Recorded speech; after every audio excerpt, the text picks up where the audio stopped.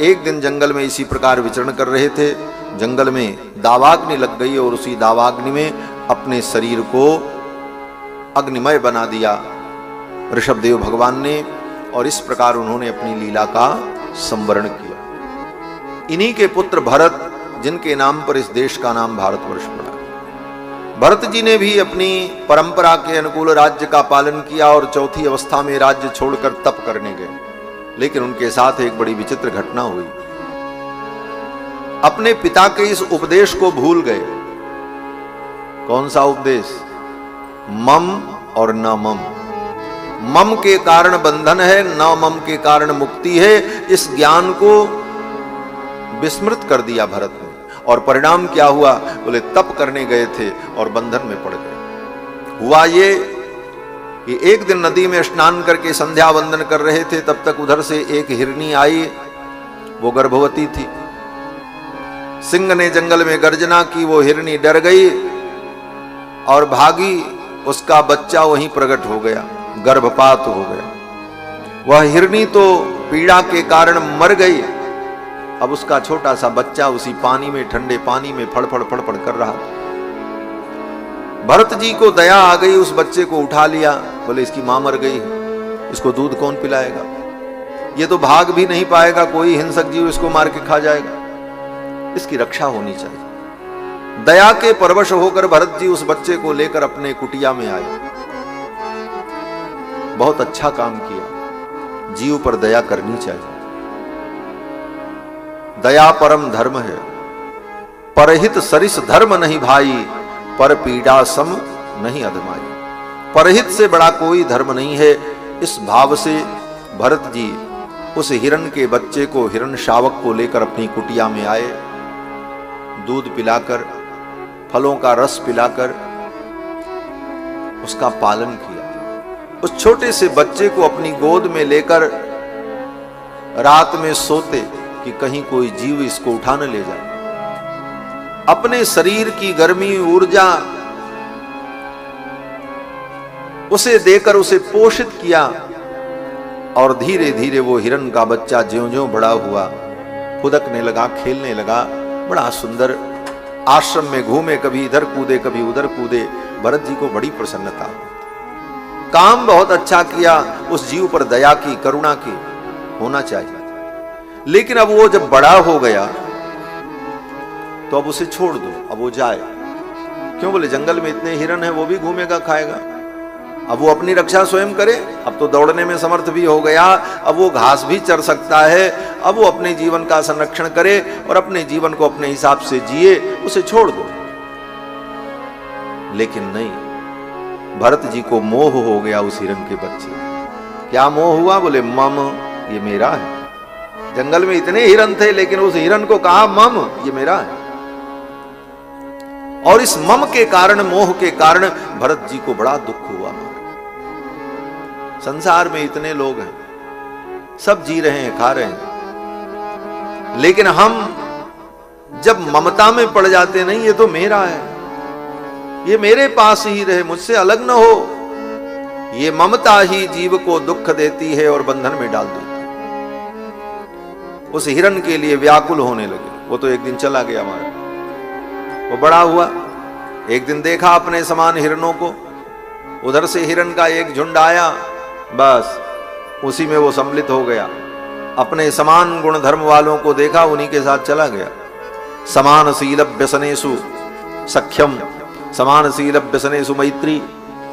समान शील व्यसन में अपने ही समान गुण धर्म वालों से मैत्री होती है, प्रेम होता है, ये नियम है।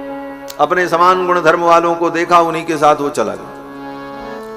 भरत जी बड़े व्याकुल हुए, कहां गया, क्या खाया होगा, किसी शिकारी ने पकड़ तो नहीं लिया, किसी शिकारी ने, किसी हिंसक जीव ने मार तो नहीं दिया।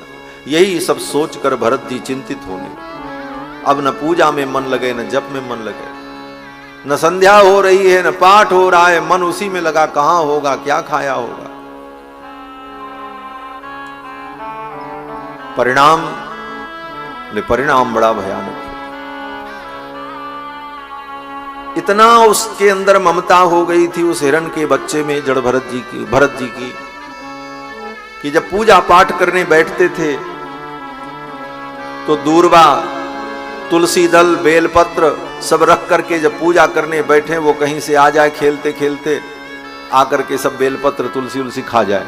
वो तो हिरन ही था, उस पर नाराज नहीं होते, बोले अच्छा इसको भूख लगी थी, कोई बात नहीं हम फिर लाएंगे, फिर जा करके लाते और पूजा करने बैठते। आकर के वो पीछे से अपनी सींग को इनकी पीठ में रगड़ता, तो भरत जी को लगता ये देखो मुझसे प्रेम कर रहा है, ये मुझे अपना मानता है। वो तो पशु था, सहज भाव से वो अपनी सींग को रगड़ता, लेकिन उसमें कल्पनाएं होने लगी, ये तो मुझे अपना मानता है। यही जीव की गति है, संसार में जीव इसी प्रकार कल्पनाओं के एक कल्पना लोक में जीता रहता है और वो कल्पनाओं को लेकर के ढोता रहता है। छोटा सा बच्चा होता है, बच्चा न कुछ बोलता है न समझता है, लेकिन जब आ करता है, पा करता है, तो माँ बाप क्या कहते, बोले अच्छा पापा कहता है। ये ममता की कल्पना होती है। अच्छा ये दादा कहना चाहता है, वो कुछ नहीं कहता, उसको तो पता ही नहीं है संसार क्या है। लेकिन हम अपनी ममता के कारण अपनी भावनाओं का एक अलग संसार सृजित करने लगते हैं और उसी में हम भटक जाते हैं। भरत जी को भी ऐसे ही लगता, ये मुझसे प्रेम करता है, मुझे अपना मानता है, और जब वो चला गया तो उसके लिए दुख हुआ, ममता के कारण दुख हुआ। वो कहां होगा, क्या खाया होगा, और संयोग से उसी समय भरत जी की मृत्यु आ गई। मृत्यु बता के नहीं आती, मृत्यु कोई पहले से सूचना नहीं देती कि तुम तैयार हो जाओ, गंगा स्नान कर लो, तुलसी अपने मुख में रख लो, गंगा जल डाल लो, गीता अपनी छाती पर रख लो और पंडितों को बुला करके वेद मंत्र का पाठ करवाओ, अब तुमको मरना है। मृत्यु ऐसी कोई सूचना नहीं देती, मृत्यु तो अचानक आती है। न बचे को पंडित वेद पढ़े, न बचे को ऊंची चिनाए अटा, न बचे को जंगल बास किए, न बचे को लंबी बढ़ाए जटा। बड़ी बड़ी जटाएं भी बढ़ा लो, मृत्यु से नहीं बच सकते। क्यों? बोले काल, मृत्यु कभी भी कहीं भी आ जाएगी। आय अचानक काल डटा, ये काल अचानक आता है, डट जाता है, और ऐसा डटता है कि उसका कोई विकल्प नहीं, वो अपना काम कर देता है। न दुनिया की कोई दवा काम करती है, न कोई बुद्धि काम करती है। कोरोना में देखा ही है सबने, सब रुपया पैसा धरा रह गया, मृत्यु आई, मृत्यु ने अपना काम किया। लोगों ने उठा करके रुपयों को, गड्डियों को उड़ा दिया, बोले बेकार है। सबका मोह नष्ट हो गया था उस समय। उस समय तो सबको ज्ञान हो गया था। कोरोना ने एक बार संसार के मोह का नाश तो कराया, लेकिन फिर जीव अपने अपने कार्यों में प्रवृत्त होकर इसी संसार में प्रवृत्त रहता। तो भरत जी को मोह हो गया, उस हिरण में मृत्यु आई। मरते समय उस हिरण के बच्चे का स्मरण किया, इसलिए अगले जन्म में उनको हिरण बनना पड़ा। मरते समय जिस भाव को लेकर के व्यक्ति मरता है, अगले जन्म में उसी भाव को प्राप्त हुआ।